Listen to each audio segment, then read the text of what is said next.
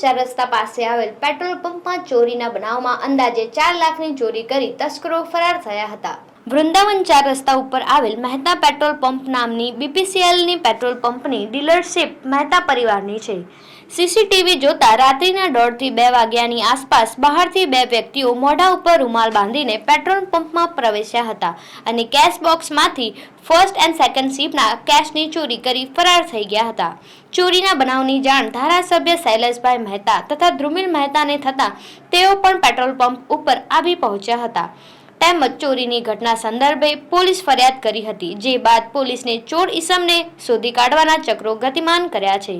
ચોરીની ઘટના સંદર્ભે ધ્રુમિલ મહેતા દ્વારા માહિતી આપવામાં આવી હતી, સાથે જ તેમને અન્ય પેટ્રોલ પંપ સંચાલકોને પણ સાવચેતી રાખવા જણાવ્યું હતું।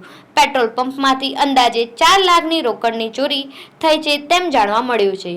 ચોર ઈસમો સીસીટીવીમાં પણ કેદ થયા છે। જાણભેદુ ઈસમોની આ કરતૂત હોય તેવી પણ શંકા વ્યક્ત થઈ રહી છે। સમગ્ર બનાવને લઈને પોલીસ દ્વારા ચોર ઈસમોને શોધી કાઢવાના ચક્રો ગતિમાન કર્યા છે। આજે અમારા વૃંદાવન 4 રસ્તા પર મહેતા પેટ્રોકેર ના નામથી બીપીસીએલ પેટ્રોલ ભારત પેટ્રોલિયમ કંપનીની પેટ્રોલ પંપની ડીલરશીપ છે।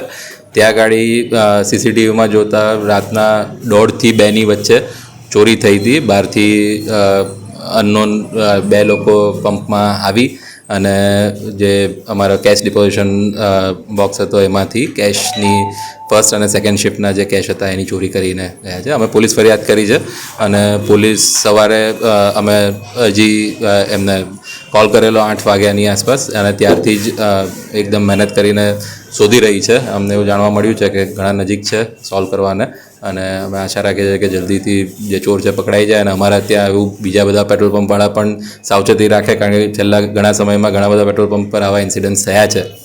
એટલે બસ એનું ધ્યાન રાખે અને પોલીસ જે મહેનત કરી રહી છે અમે હોપફુલી જલ્દી એનું સોલ્યુશન આવી જશે।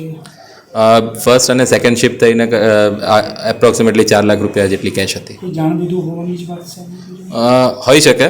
પેટ્રોલ પંપ પર લગભગ 32 થી 33 લોકો નોકરી કરી રહ્યા છે અને એમાંથી ઘણા બધા નવા પણ છે જે 4-5 મહિનાથી, તો એમાંથી હોઈ શકે એવી શંકા છે, પણ પોલીસ એમનું કામ કરી રહી છે।